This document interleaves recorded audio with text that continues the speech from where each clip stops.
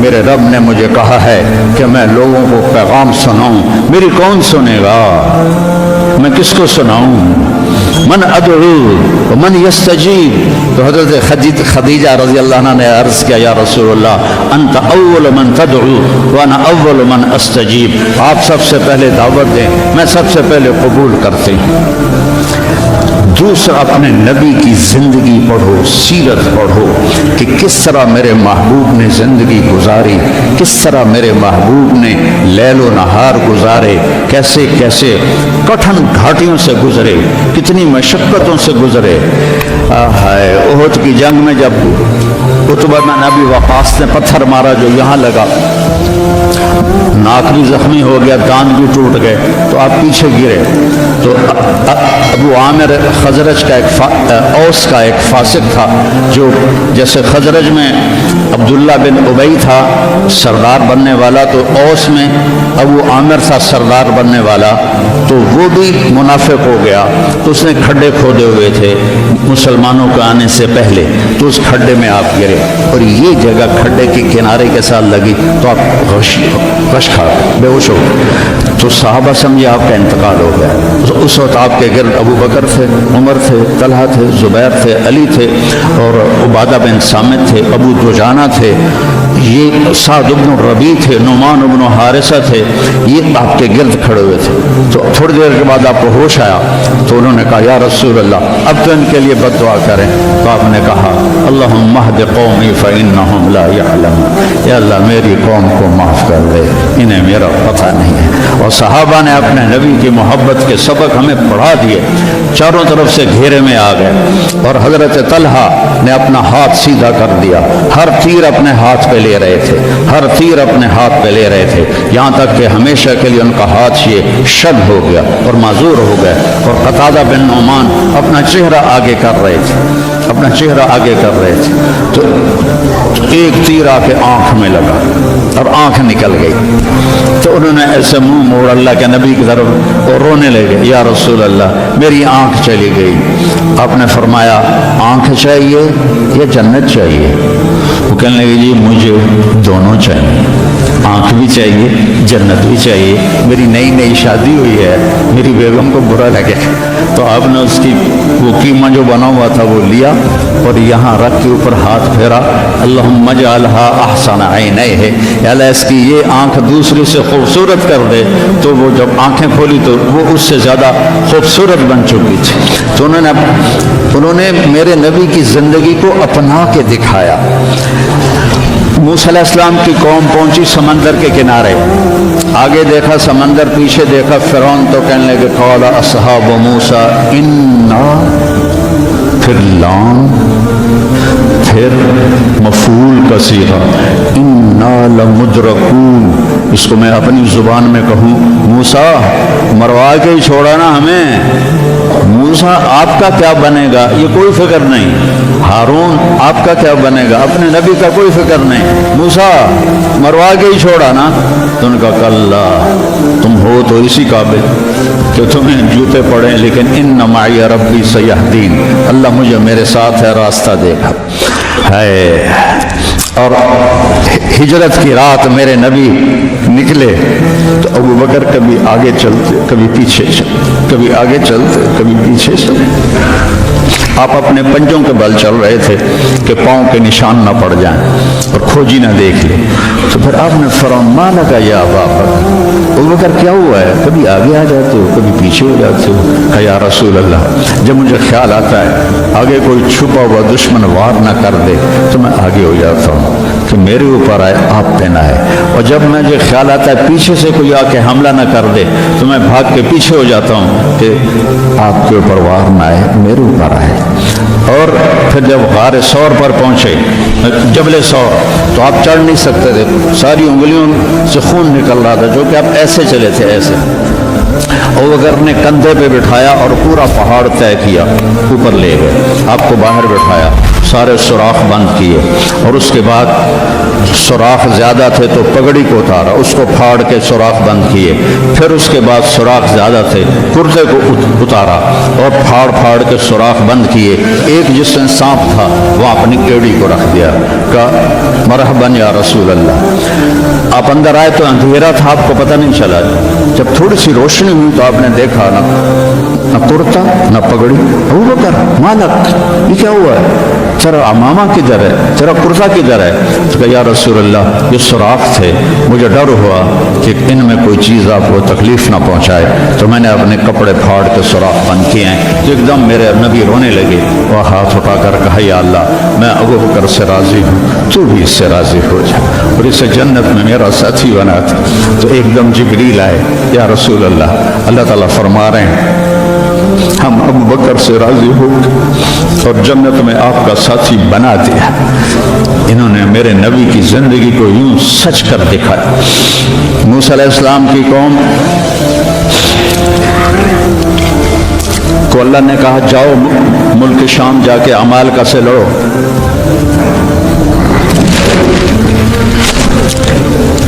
ان کا اذهب انت وربک فقاتلا، تو جا تیرا رب جائے، ہم نہیں لڑتے۔ اور بدر کے لیے جب آپ نے پوچھا بولو کیا کرنا ہے، تو مقداد ابن اسود نے کہا اذا لا نقول كما قالت بنو اسرائیل اذهب انت وربك فقاتلا بل نقاتل امامك وخلفك وعن يمينك وعن شمالك۔ یا رسول اللہ ہم بنو اسرائیل نہیں ہیں کہ کہیں جاؤ اور تو تیرا رب لڑے، ہم آپ کے آگے لڑیں گے، پیچھے لڑیں گے، دائیں لڑیں گے، بائیں لڑیں گے، ہماری لاشوں سے گزر کر وہ جائیں گے۔ بنو اسرائیل نے سمندر پار کیا، آگے پتھر کے بت کی پوجا ہو رہی ہے۔ یا موسیٰ اجعل لنا الہا کما لہم آلہہ، یا اللہ موسیٰ ایک خدا ہمیں بھی لے کر دو اس جیسا۔ یہ بنو اسرائیل ہیں، اور میرے نبی کا انتقال ہوتا ہے پیر کے دن، اور ابو بکر صدیق اوالی گئے ہوئے ہیں اپنی دوسری بیگم کے پاس، ان کو خبر ملتی ہے تو وہ بھاگے ہوئے آتے ہیں اور آپ کے چادر ہٹا کر آپ کا ماتھا چومتے ہیں اور گرم گرم آنسو ماتھے پہ گرتے ہیں، واہ خلیلہ واہ صفیہ واہ نبیہ۔ اور اس کے بعد آپ مسجد میں جاتے ہیں تو شور و فغاں ہے، اور عمر تلوار لے کے کھڑے ہیں، جو کہے گا اللہ کا رسول فوت ہو گیا میں اس کو قتل کر دوں گا، وہ اللہ کے پاس گئے ہیں، وہ واپس آئیں گے۔ تو ابو بکر ممبر پر آئے، کہا عمر اقعد اقعد، کھڑے ہوئے آدمی کو کہنا ہو بیٹھ جاؤ تو اقعد، لیٹے ہوئے آدمی کو کہنا ہو بیٹھ جاؤ تو اجلس۔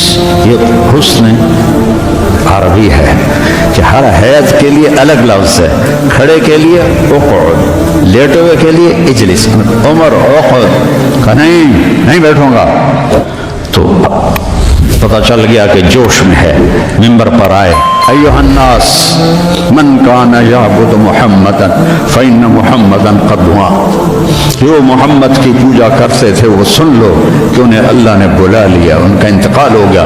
ومن کان یعبد اللہ فإن اللہ حی لا یموت، اور جو ایک اللہ کی پوجا کرنے والے ہیں ان کا رب زندہ ہے، موت سے پاک ہے۔ میرے نبی نے ایسے لوگ تیار کیے جنہوں نے میرے نبی کی زندگی کو سچ کر دکھایا اور جانوں کے نذرانے پیش کر کے آپ کی زندگی کو دنیا میں زندہ کیا۔ اس لیے واحد جماعت ہے صحابہ کی جن کی زندگی میں ان کو جنت کے وعدے کر دیے گئے، کلن وعد اللہ الحسنی۔ اس میں سابقین بھی اور لاحقین بھی، سب کے لیے جنت کا اللہ تعالیٰ نے وعدہ فرما دیا ہے۔ ایک امت تیار کی، ایک امت تیار کی۔ سارے قرآن نہیں پڑھے ہوئے تھے، حضرت خالد بن ولید نے فجر کی نماز پڑھائی، تھوڑی سی آیات ایک جگہ سے پڑھی، تھوڑی سی ایک جگہ سے، تھوڑی سی ایک جگہ سے، اس طرح کر کے انہوں نے نماز مکمل کی۔ اور نماز کے بعد کہنے لگے لقد شغلنی الجہاد عن القرآن، بھائی معاف کرنا جہاد کی وجہ سے میں تو قرآن بھی نہیں پڑھ سکا۔ لیکن بنے کیا، وہ بنے کیا؟ موتا کی جنگ ہے اور میرے نبی کے سامنے منظر کھل چکا ہے۔ آپ نے فرمایا تھا جب چلے تھے کہ پہلا امیر زید بن حارثہ ہوگا، یہ شہید ہو تو پھر جعفر بن ابی طالب ہوگا، یہ شہید ہوں تو پھر عبداللہ بن رواحہ ہوں گے، یہ شہید ہوں تو پھر جسے مرضی بنا لینا۔ ایک یہودی سن رہا تھا، کہنے لگا ایت رایت گئے یہ گئے، یہ نہیں زندہ آتے. تو اور وہاں 1,00,000 رومی اور 3,000 صحابہ. آپ رک کیوں گئے تھے؟ کہا وہ تھوڑا سا اس کے دل میں کھٹک آئی تھی، اس لیے جنت میں جانے میں تھوڑی دیر ہو گئی. اب جھنڈا گر گیا، ثابت ابن اکرم نے جھنڈا اٹھایا. کون لے گا یہ جھنڈا؟ انہوں نے کہا تو لے، تو بدری صحابی ہے. تو لے گا؟ نہیں، میرے بس کا نہیں ہے. کسی نے آواز دی خالد کو دو. خالد کی پہلی جنگ تھی، صلح حدیبیہ کے بعد ایمان لائے، وہ ان کی پہلی جنگ تھی. وہ فرمانے لگے بھائی میں تو ابھی مسلمان ہوں، کسی اور کو جھنڈا دو. کہا نہیں، سب نے کہا بس خالد خالد. انہوں نے ایک ہاتھ میں جھنڈا لیا، جب یوں تلوار کو جب اٹھایا نا تو میرے نبی نے فرمایا ثم صلی اللہ سیفا من سیوفہ، اب اللہ نے اپنی تلواروں میں سے ایک تلوار کو نیام سے باہر نکالا ہے. اور انہوں نے ساری رومیوں کی فتح کو شکست میں تبدیل کر دیا. 9 تلواریں ان کے ہاتھ سے ٹوٹی لڑتے لڑتے، اور اتنا رعب چھا گیا کہ پورے روم میں دہشت پھیل گئی خالد ابن ولید کی. یہ لوگ میرے نبی نے تیار کیے تھے، ایک امت بنائی تھی. یہ میرے نبی کا عظیم ترین کارنامہ ہے، اور اولین اور آخرین کا سب ایک جذبہ تھا. حضرت عمر کی مجلس میں ابو سفیان، اکرمہ بن ابی جہل، حارث بن ہشام، سہیل بن عمر بیٹھے ہوئے ہیں. تو حضرت بلال آ گئے، کہنے لگے آپ لوگ تھوڑا پیچھے ہو جاؤ. پھر حضرت عمار آئے، آپ نے کہا آپ لوگ تھوڑا پیچھے ہو جائیں. پھر حضرت صہیب آئے، آپ نے کہا تم لوگ تھوڑا پیچھے ہو جاؤ. پھر حضرت مقداد آئے، آپ نے کہا تم لوگ تھوڑا پیچھے ہو. پیچھے ہوتے ہوتے جوتیوں پہ جا بیٹھے، مہاجرین اولین کو آگے بٹھایا. تو یہ غصے سے باہر نکل آئے، اور ابو سفیان کہنے لگے دیکھتے ہو عمر نے ہمارے ساتھ کیا کیا ہے؟ تو سہیل ابن عمر کہنے لگے صحیح کیا، وہ ہم سے پہلے ایمان لائے تو وہ آگے نکل گئے، ہم بعد میں ایمان لائے تو ہمیں تو پیچھے ہی رہنا ہے. تو کہنے لگے اگر آخرت میں پیچھے رہ گئے تو پھر کیا ہوگا؟ یہ فتح مکہ کے مسلمان ہیں، فتح مکہ کا پھر کیا ہوگا؟ تو سارے گھبرا کے حضرت عمر کے پاس آئے کہ ہم نے دیکھ لیا ہے جو تو نے کیا ہے ٹھیک کیا ہے، چلو ہم پیچھے رہ گئے ہیں، لیکن کوئی طریقہ بتاؤ کہ آگے نہیں بڑھ سکتے تو جنت میں ساتھ تو ہو جائے. تو انہوں نے فرمایا انہوں نے جہاد میں جان دی تھی، تم بھی جانیں لگا دو تو تم بھی ان کے ساتھ ہو جاؤ گے. تو 400 قریشی سردار مکہ سے نکلے، 400. اور حارث بن ہشام ابو جہل کے چھوٹے بھائی ہیں، اتنے ہر دل عزیز تھے. جب یہ نکلے تو سارا مکہ چھوڑنے باہر آیا، اور سب رو رہے تھے، بچے بچیاں مرد عورت. تو حارث بن ہشام کھڑے ہو گئے، کہنے لگے یا اہل مکہ، اے اہل مکہ، اللہ کی ذات کی قسم مکے سے محبوب کوئی شہر نہیں، تم سے محبوب کوئی لوگ نہیں، لیکن ایک داعی نے آواز لگائی، اس پر ہمارے غلاموں نے لبیک کہا. آج وہ اتنا آگے جا چکے ہیں کہ اگر ہم یہ سارے مکے کے پہاڑ سونا بنا کے خرچ کر دیں تو ان کے ایک مٹھی جو کا اجر بھی نہیں پا سکتے. تم اپنی جانوں کا نذرانہ پیش کریں گے کہ آگے نہیں تو برابر تو ہو جائیں. تو یہ سارے سرداران تشریف لائے. اجنا دین کی جنگ ہو رہی تھی، اس میں شرکت کی، اس میں فتح ہوئی. پھر یرموک کی جنگ ہوئی جو فیصلہ کن جنگ تھی، جس نے شام کا فیصلہ کر دیا ہمیشہ کے لیے. 9 دن یہ جنگ چلتی رہی، کبھی ایسے کبھی ایسے کبھی ایسے کبھی ایسے. اور ایک دن ایسا ہوا کہ مسلمان صحابہ دبتے دبتے دبتے عورتوں کے خیموں تک آ گئے. اتنے قدم اکھڑے کہ عورتوں کے خیموں تک آ گئے. تو حضرت اکرمہ رضی اللہ تعالیٰ عنہ نے اپنی تلوار کی نیام کو توڑ دیا اور لوہے کے ٹوپی کو اتار کے پھینک دیا. کہا من یبایعنی علی الموت، یا اللہ ہمیں موت دے گا یا فتح دے گا. تو حضرت خالد بن ولید اور اکرمہ رشتہ دار ہیں، تو خالد بن ولید نے ان کا ایسے ہاتھ پکڑ لیا، نا نا نا نا نا نا، ابھی تمہاری ہمیں ضرورت ہے، یہ نہ کرنا یہ نہ کرنا. تو انہوں نے کہا الیک انی، دور ہو جاؤ مجھ سے. انی و ابی کان من اشد الناس عداوۃ لرسول اللہ وافر منکم اليوم. میں اور میرا باپ ساری زندگی دشمن اسلام رہے، آج ہی تو داغ دھونے کا وقت آیا اور میں بھاگ جاؤں؟ ان لک سابقۃ، تو مجھ سے پہلے ایمان لا چکا ہے اور آگے بڑھ چکا ہے، پیچھے ہٹ جا، میرے راستے میں حائل نہ ہو۔ تو سب سے پہلے ان کے بیٹے عامر بن اکرمہ نے بیعت کی، پھر حارث بن ہشام، سہیل بن عمر، زرار بن اوزر، ابو سفیان بن حرب، ان سارے سرداروں نے بیعت کی اور سب نے اپنی خود لوہے کی ٹوپیاں پھینک دیں اور تلواروں کی نیامیں توڑ دیں اور شیر کی طرح حملہ آور ہوئے، وہ سارے روم کو پلٹا کے پیچھے پھینک دیا۔ اور جب روم کے قدم اکھڑ گئے تو خالد بن ولید فوراً بھاگے بھاگے واپس آئے کہ میں پتہ کروں کہ اکرمہ کس حال میں ہے اور عمر کس حال میں ہے، رشتہ ایک مخزومی ہے نا دونوں۔ تو جب عمر کو دیکھا تو وہ ختم ہو چکے تھے، جب اکرمہ کو دیکھا تو ان میں کچھ سانس باقی تھا، تو انہوں نے ان کا سر اپنی گود میں لیا اور منہ میں تھوڑا پانی ٹپکایا اور ان کے بیٹے عمر کا سر یہاں رکھ لیا، یہاں۔ تو ان کی آنکھیں کھلی کا قول کہ میں خالد ہوں۔ کیا کیا اللہ تعالیٰ؟ اقر عینک، اپنی آنکھیں ٹھنڈی کر، اللہ نے فتح دی۔ کہا اچھا عمر کو کہہ دینا جو تم نے کہا تھا وہ ہم نے کر، جو تم نے کہا تھا وہ ہم نے کرتے، اور جان نکل گئی۔ تو حضرت خالد بن ولید کو حضرت عمر پہ غصہ آ گیا۔ عرب جب غصے میں بولتے تھے تو ماں کے نام سے پکارتے تھے، اور جب اچھے ماحول میں ہوتے تھے تو باپ کے نام سے پکارتے تھے۔ تو یہاں حضرت خالد کہنے لگے کلا زعم ابن الحنتمہ اللہ نستشہد۔ حنتمہ حضرت عمر کی ماں کا نام ہے، حنتمہ کا بیٹا اب یہ نہیں کہہ سکتا کہ سرداروں نے جان قربان نہیں کی۔ یہ میرے نبی کی محنت کا ثمرہ ہے، یہ مدارس اسی کا سلسلہ ہیں، یہ خانقاہیں اسی کا سلسلہ ہیں، یہ تبلیغ اسی کا سلسلہ ہے۔ لیکن بیٹو صرف کتابیں پڑھنے سے تربیت نہیں ہوتی، اہل اللہ کی تربیت میں رہو، ان کے ساتھ اپنے اندر کی گندگیاں نکالو، تبلیغ میں وقت لگاؤ۔ مجاہدے سے انسان میں جلا پیدا ہوتی ہے اور وہ اس کا رخ نیکیوں کی طرف پھرتا ہے۔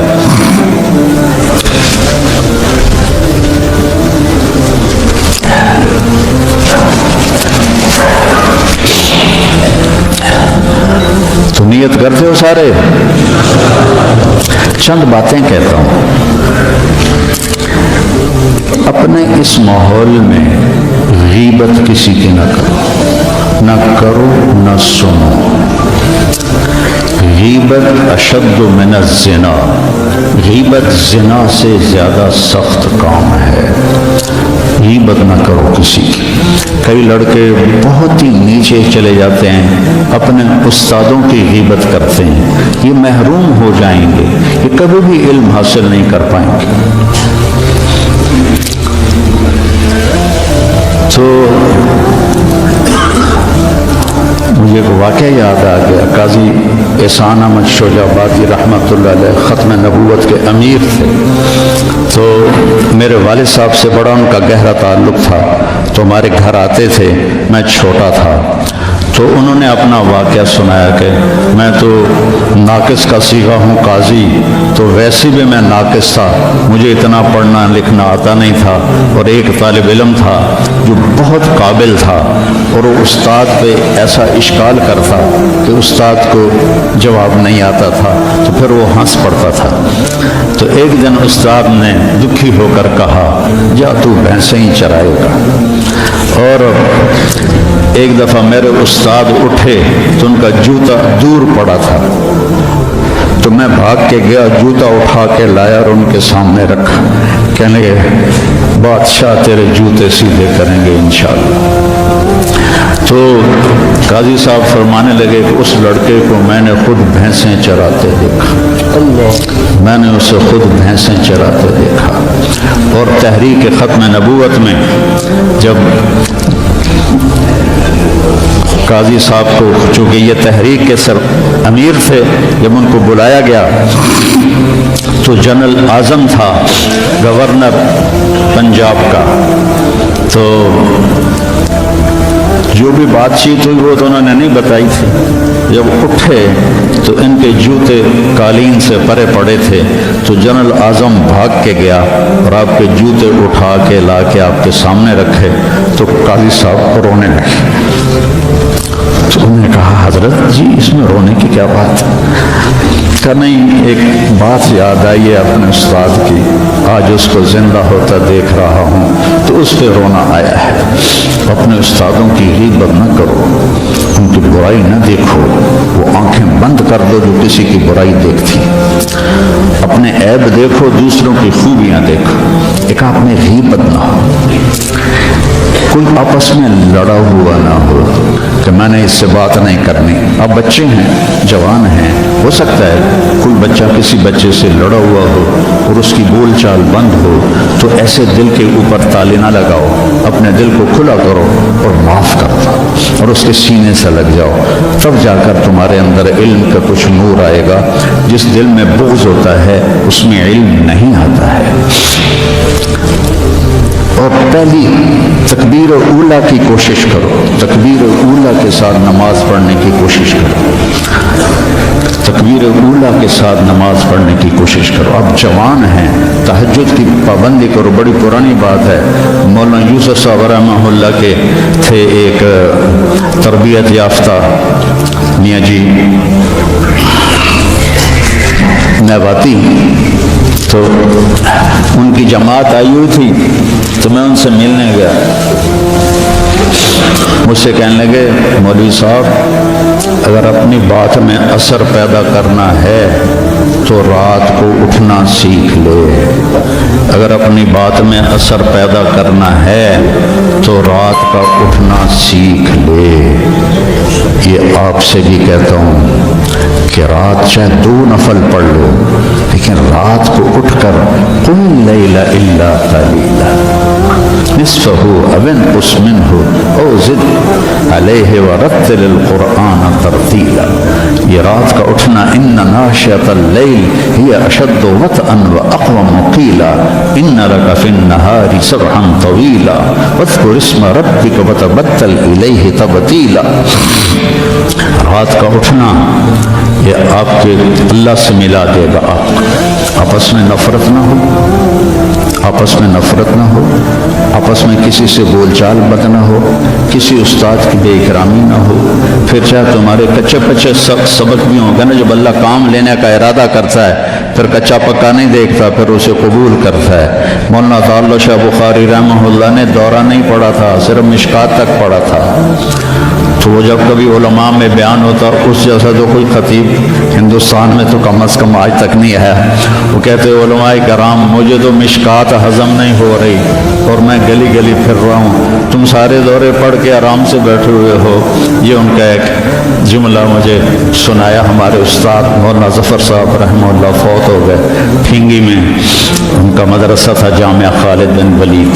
تو بچوں آپس کی محبت سے رہو، اپنے سبق کے ساتھ انصاف کرو. مولانا منظور صاحب آپ کے بہت بڑے محسن ہیں اور ہمارے مکتب فکر کا بہت بڑا یہ سرمایہ ہے. تو ان کی دل سے محبت کرو.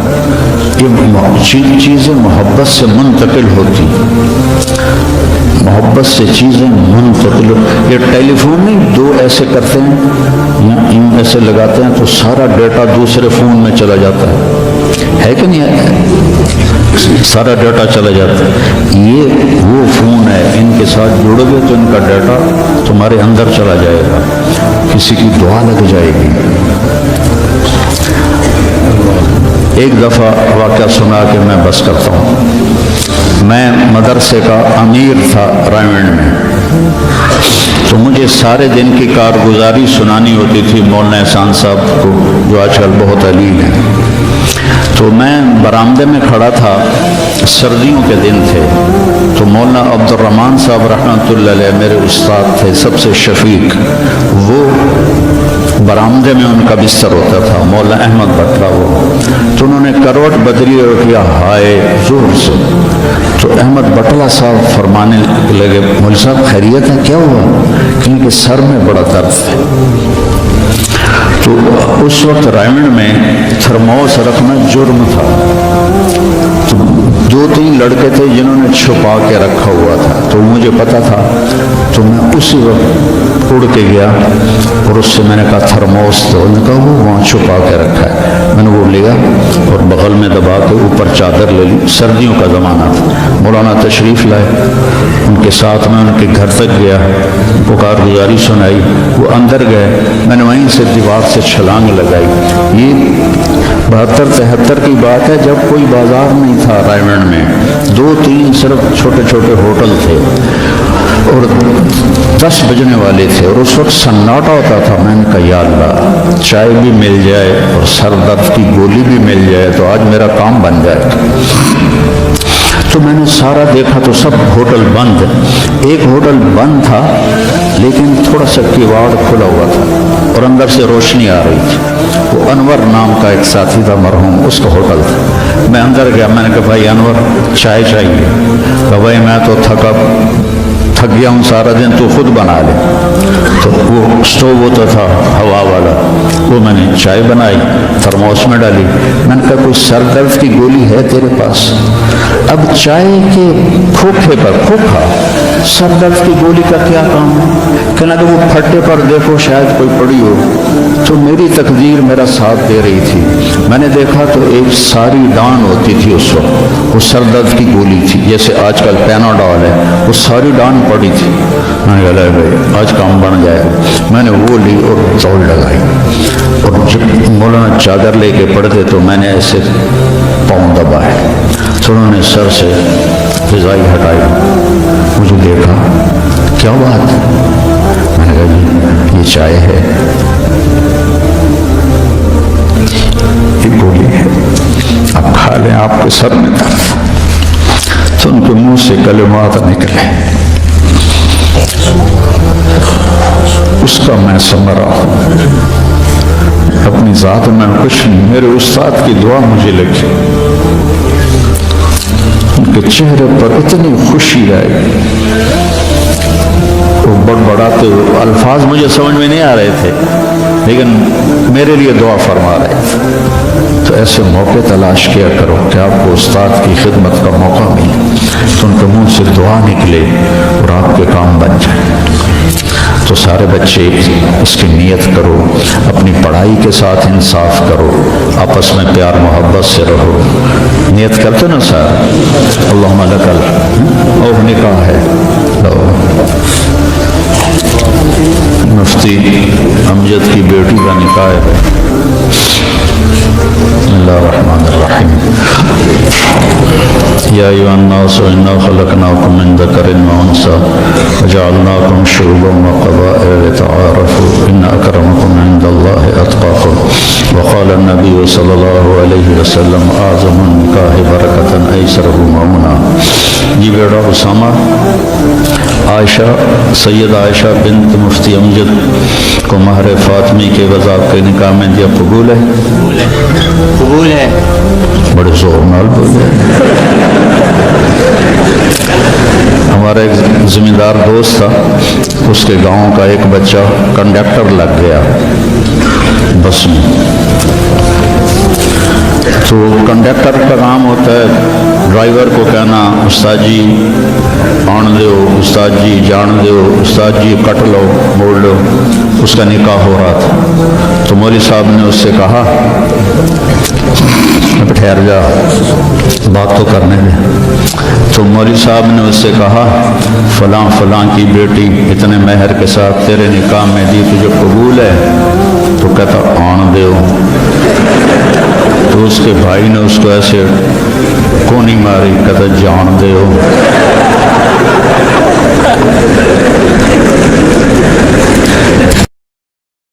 कोनी मारी, कहता जान दो।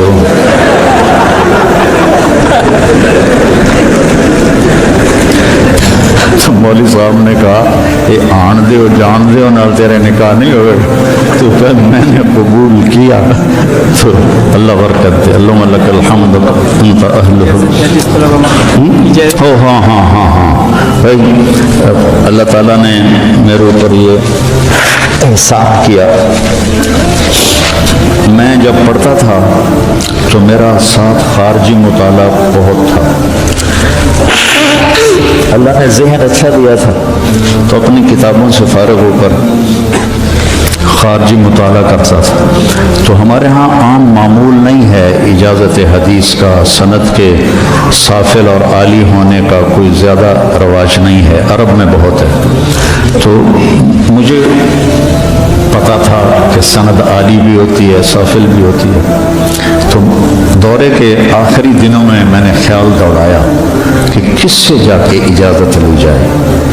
تو مولانا عزیر گل رحمۃ اللہ علیہ شیخ الہند کے براہ راست شاگرد تھے. تو وہ رہتے تھے سخا کوٹ کے آگے گاؤں تھا. تو میں نے رائمنڈ میں, ہم جامعہ رشیدیہ میں دورہ کرتے تھے. جب رائمنڈ میں دورہ نہیں تھا مولانا عبداللہ صاحب رائے پوری ان کی وجہ سے ہمیں وہاں بھیجتے تھے. تو کوئی لڑکا تیار نہ ہوا میرے ساتھ. تو ایک فتح جنگ کا تھا اور ایک بنو کا. میں نے ان سے کہا تمہارا تو گھر بھی ادھر ہے, تم تو میرے ساتھ چلو. میں نے تو واپس ملتان آنا ہے. وہ تیار ہو گئے. ہم سخا کوٹ پہنچے. ان کے بیٹے تھے عبدالرؤف صاحب رحمہ اللہ, کپڑے کی دکان. تو ہم نے ان سے کہا کہ جی اس طرح ہم آئے ہیں اجازت حدیث کے لیے. تو ہنس پڑے. کہنے لگے انہوں نے مولانا عبدالحق کوڑا خٹک والوں کو اجازت نہیں دی تو تم کون ہو؟ تمہیں تو وہ جانتے بھی نہیں, وہ دیتے ہی نہیں, ناراض ہو جاتے ہیں. تو مولانا محمد میاں صاحب تھے رحمۃ اللہ علیہ ہم اس میں جامعہ مدنیہ میں. تو وہ حضرت شیخ مولانا مدنی رحمہ اللہ کے خلیفہ تھے. انہوں نے اپنے بیٹے کو بھیجا, اس کو بھی نہیں دی. ہم نے کہا جی آپ پھر ہماری ملاقات کرا دیں. ان کا چلو ملاقات کرا دیتا ہوں. تو ہم نے کیا کیا, پہلے گئے مسجد میں, 2 نفل پڑھ کے اس کا ثواب مولانا کو ہدیہ کیا, مولانا عزیر گل صاحب کو, کہ یا اللہ ان کا دل نرم کر دے اور یہ ہمارا تحفہ ہم تک پہنچا دے. تو آ گئے. میں نے 2 شخصیتوں کو وجاہت کے لحاظ سے ایسا دیکھا ہے کہ ایسا اور کوئی نہیں دیکھا. مولانا عزیر گل صاحب 6.25 فٹ قد, یہ میری 2 کلائیاں مل کے ان کی 1 کلائی بنتی تھی. اور ایسا نورانی چہرہ, آنکھیں چلی گئی تھی.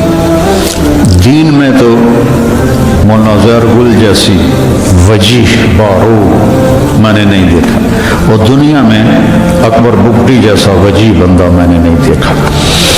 2 دفعہ ہم اس سے ملنے گئے تھے یہی تبلیغ کے سلسلے میں. تو وہ کہنے لگے کون ہو؟ نابینا ہو گئے تھے, یہ لاٹھی ہاتھ میں تھی. تو میں متکلم تھا. میں نے کہا جی ہم طلبہ ہیں, رائمنڈ سے پڑھا ہے, سائیوال میں دورہ کیا ہے, اور اب ہم آپ سے اجازت حدیث کے لیے حاضر ہوئے ہیں. وہ تو جلال میں آ گئے جیسے ان کے بیٹے نے کہا تھا.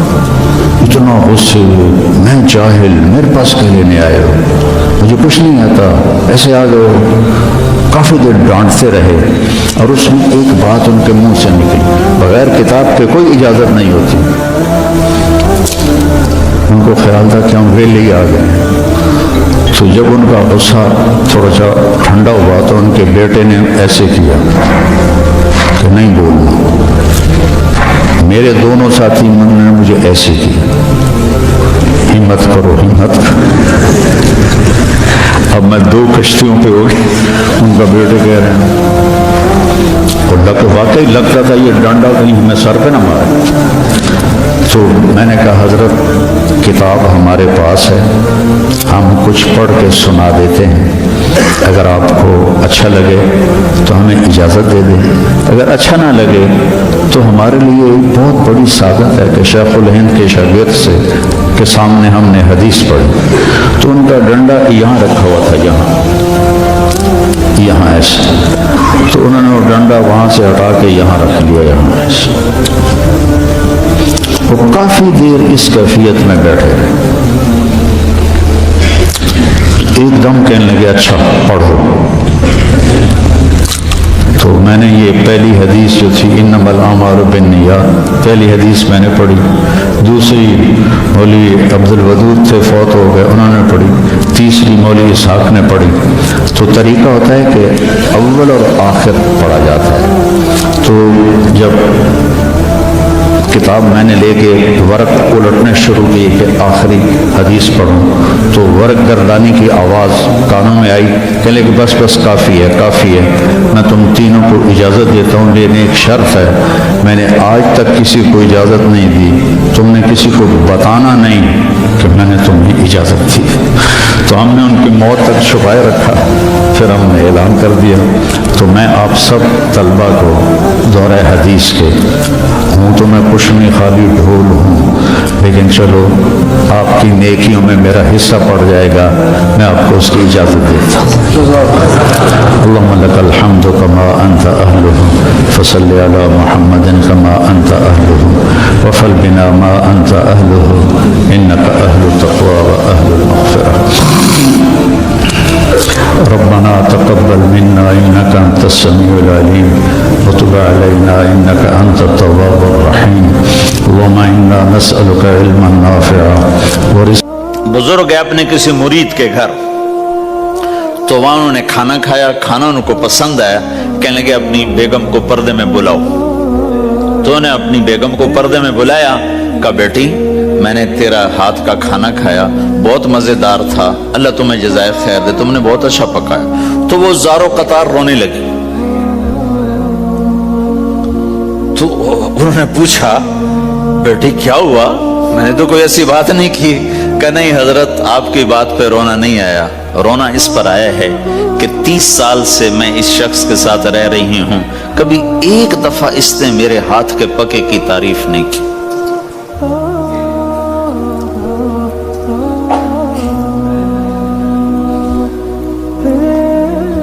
آپ گھر میں تشریف لائے، آپ نے پوچھا کوئی کھانے کو کچھ ہے؟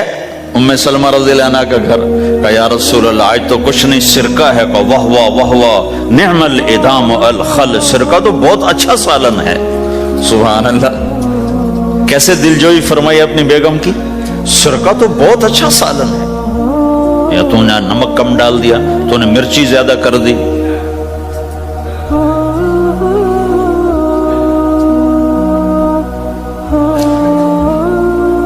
ہم رائمنڈ میں پڑھتے تھے نا، تو پکانا ہمارے ذمہ ہوتا تھا، تو ہمیں پتا کہ پکاتے ہوئے کیا گزرتی۔ جب 2-2 ہزار آدمی کی روٹی ہم پکاتے تھے، 5-5 بوری آٹا گوندا ہے ہاتھوں سے، اور 10-10 من کھڑے ہو کے روٹی لگائی ہے، سخت سردی میں بھی سخت گرمی میں۔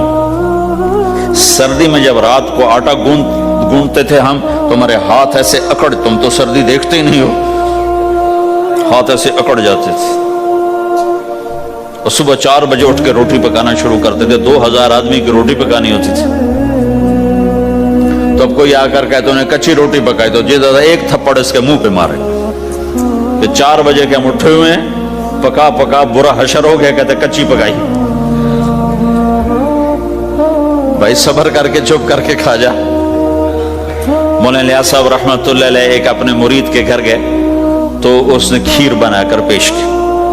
اچھا نمک اور چینی ایک جیسے ہوتے ہیں، وہ دیہاتی عورت سمجھ نہ سکی، چینی کے بجائے نمک ڈال دیا۔ تو انہوں نے جا سب سے پہلے مولانا الیاس صاحب کے سامنے کھیر رکھی، تو آپ نے جو چکھی تو وہ تو تھی کڑوی، کہنے کہ واہ واہ واہ واہ واہ واہ، بڑی مزے کی کھیر، ساری لیا میں اکیلا کھاؤں گا، کسی کو نہیں کھانے دوں گا۔ ساری کھیر کھا گیا اس پر پردہ ڈالنے کے۔ وہ تو جب انہوں نے کہا مولانا الیاس کا بچا ہوا تھوڑا سا میں جب چکھا تو کڑوا سا، ہائے مر گئی، یہ تو سارا نمک ڈالا ہوا تھا۔ ایک دم ہماری جماعت چنیوٹ میں تھی، تو ہمارے ساتھیوں نے چائے بنائی، تو وہ اندھیرا سا تھا، تو چینی کے بجائے نمک ڈال دیا، اور दस्तरखान पे ले आए, सब पी रहे। वल्लाह मैं आंखों से देखा बता रहा हूं, मौलाना इलियास का तो सुना बता रहा हूं, किसी एक ने नहीं कहा कि ये कड़वी है, चुप करके पी रहे, चुप करके पी रहे, किसी एक ने नहीं कहा। बाहर एक देहाती खड़ा था, तो मैंने उसका चाचा आते नु चाह पे मामा, वो आ गया, उसने पहला घूंट भरा हुआ था, कौड़ी है, उसने बांडा फोड़ दिया। फिर सारे साथी हंस पड़े कि चाचा हमने तो पर्दा डालने की कोशिश की थी खिदमत वालों पर तूने ही पर्दा चाक कर दिया, बांडा फोड़ दिया। क्या खूबसूरत तरबियत।